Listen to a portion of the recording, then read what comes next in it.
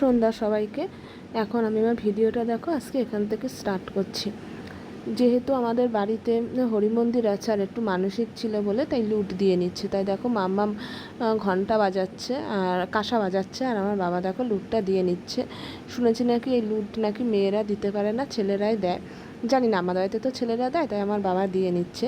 এটা মাম্মামের জন্য একটা মানসিক ছিল, তাই লুটটা দিয়ে নিচ্ছে। এদিকে দেখো মোটামুটি এখন 5টা সাড়ে 5টা মতো বাজে, মেঘ করে এসছিল। আবার দেখো একটু পরেই আবার আলো হয়ে গেছে একটু সামান্য। এদিকে আমার মাম্মাম আবার আইসক্রিম খেয়ে নিচ্ছে, ভাই পাঠিয়েছিল সেই আইসক্রিম ও খেয়ে নিচ্ছে। তারপর আমরা একটুখানি বেরোবো, তা আমরা যাচ্ছি সব ফুচকা খেতে। আমরা 3-4 জন মিলে ফুচকা খেতে যাচ্ছি। তা মোটামুটি আমাদের মোড়ে মাথায় পৌঁছানোর পরে দেখি সেখানে কোনো ফুচকার দোকান নেই। আমরা তো বুঝতে পারছিলাম না যে ফুচকার দোকান নেই কেন। প্রায় 2টো দোকান বসে, সেই 2টো দোকান নেই। এবার বাস স্ট্যান্ডে যাওয়ার মুখে যখন এই বিয়েবাড়ির প্যান্ডেলটা দেখলাম, তখন মনে পড়লো যে আজকে বিয়ের ডেট, তো তাই ফুচকালারা সব ওই বিয়ে ভাড়াতে গেছে। তারপর আমরা কি করব, আমরা আড্ডায় চলে গেলাম। আমাদের সাজ দেখেই বুঝতে পারছো ফুচকা খেতে গিয়ে রেস্টুরেন্টে ঢুকে পড়েছি, সেরকম একটা ব্যাপার।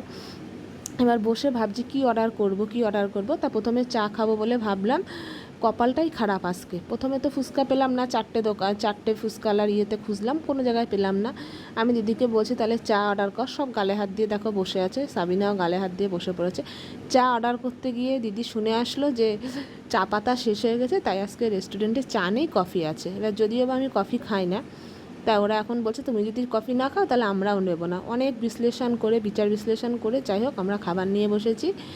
চাউমিন নেওয়া হয়েছে আর পকোড়া নেওয়া হয়েছে আপাতত। তো আমি একটু পকোড়া খেয়ে নিচ্ছি, এদিকে দিদি খাচ্ছে আর এদিকে মাম্মাম খাচ্ছে। 2 প্লেট পকোড়া আর চাউমিন নিয়ে বসা হয়েছে। আর এদিকে কথাবার্তা চলছে। তা আমরা বলছি মোটামুটি প্রায় 3-4 দিন পরে ফুচকা খেতে বেরিয়েছিলাম, আর এত ফুচকা খাওয়ার লোভ লাগছিল, কিন্তু রাস্তায় কোনো দোকানে ফুচকা পাইনি।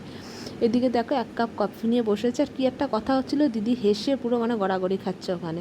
এইদিকে বাড়িতে এসে দেখি সোনাই সোহাগা ভাই রাজনন্দিনী থেকে একটা পার্সেল অর্ডার করে দিয়েছিল বিরিয়ানির, আর সেটাই সুইগি থেকে দিয়ে গেছে। আর মা দেখো এটাকে নিয়ে নিয়েছে, পার্সেলটা রিসিভ করেছে।